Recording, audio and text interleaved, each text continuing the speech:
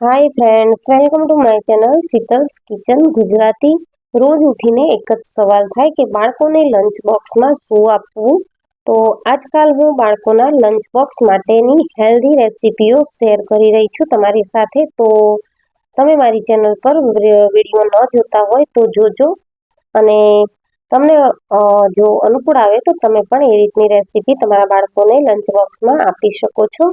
તો આજે હું મારા બાળકના લંચ બોક્સ માટે એકદમ હેલ્ધી અને હાઈ પ્રોટીન એવું લંચ બોક્સ બનાવવા જઈ રહી છું, જેને આપણે કહીશું મગના ટોસ્ટ। તો અડધો કપ મગને મેં રાતે પલાળી દીધા હતા। સવારે 5:30 મારે ટિફિન કરવાનો હોય છે, તો એ મગને આપણે સવારે પલળી ગયા છે તો મિક્સરમાં આ રીતે દરદરા પીસી લઈશું। અધકચરા આપણે એકદમ પેસ્ટ નથી વાટવાની, એટલે મેં પાણી વગર જ મિક્સરમાં દળી લીધા છે। હવે એ મગમાં આપણે મસાલા કરી લઈશું। તો બાળકો માટે બનાવીએ છીએ એટલે વધારે પડતા મસાલા કરવાની જરૂર નથી। તો સ્વાદ પ્રમાણે મીઠું, અડધી ચમચી જેટલું આપણે જીરું ઉમેરીશું। સાથે અહીંયા મેં 1 ચમચી જેટલી ખાંડ ઉમેરી હતી, અડધી ચમચી ધાણા જીરું પાવડર, અડધી ચમચી આમચૂર પાવડર અને સાથે 2 ચમચી જેટલો ચણાનો લોટ ઉમેરીશું, જેનાથી મગના ટોસ્ટનું છે તે બાઇન્ડિંગ આવશે। હવે બધી જ વસ્તુને આપણે મિક્સ કરી લઈશું। તો આ રીતનું આપણે કઠણ એવું, બહુ કઠણ નહીં અને બહુ ઢીલું નહીં એવું ખીરું બનાવી અને રેડી કરવાનું છે। તો આવો એકદમ હેલ્ધી એવો નાસ્તો આપણે બાળકોને બનાવીને આપીશું તો બાળકોનું પેટ પણ ભરાશે અને તેમની હેલ્થ પણ સારી રહેશે।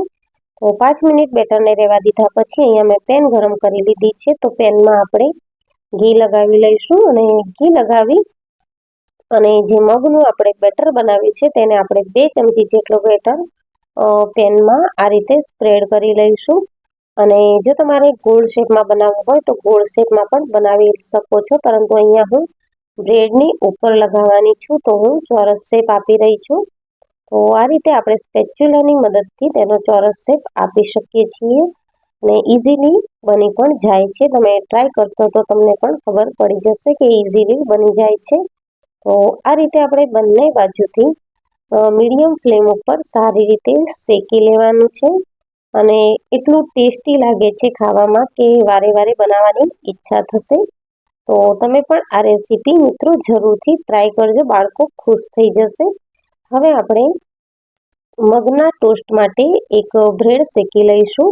તો બ્રેડ પણ આપણે બંને બાજુ ઘી લગાવી અને શેકી લેવાની છે। તો આ રીતે આપણે જો તમે આ બ્રેડ લેવા ન માંગતા હોવ તો પેલી બ્રાઉન બ્રેડ આવે છે તે પણ તમે લઈ શકો છો। તો અહીંયા મારી પાસે અત્યારે આ અવેલેબલ હતી તો મેં આ લઈ લીધી છે। હવે બ્રેડ બંને બાજુથી શેકાઈ ગઈ છે, તો આપણે એક બાજુ કેચઅપ લગાવી લઈશું થોડો, અને મેં બીજા ટોસ્ટમાં ચીઝનું પણ સ્ટફિંગ કર્યું હતું, પણ આમાં મારે રહી ગયું છે।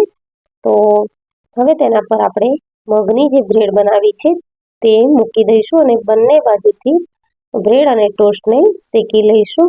તો તૈયાર છે આપણા મગના ચીઝી ટોસ્ટ બનીને, અને આ હું મારા બાળકના લંચ બોક્સમાં પેક કરવાની છું। તો એવી જ રીતે હું બીજો પણ એક ટોસ્ટ બનાવી લઈશ। તો એ બહુ થોડું એવું લંચ લઈને જતો હોય છે, પરંતુ એને ખાવામાં થોડું ટેસ્ટી અને વેરાયટી જોઈતી હોય છે, તો હું કંઈકનું કંઈક એને બનાવી આપું છું।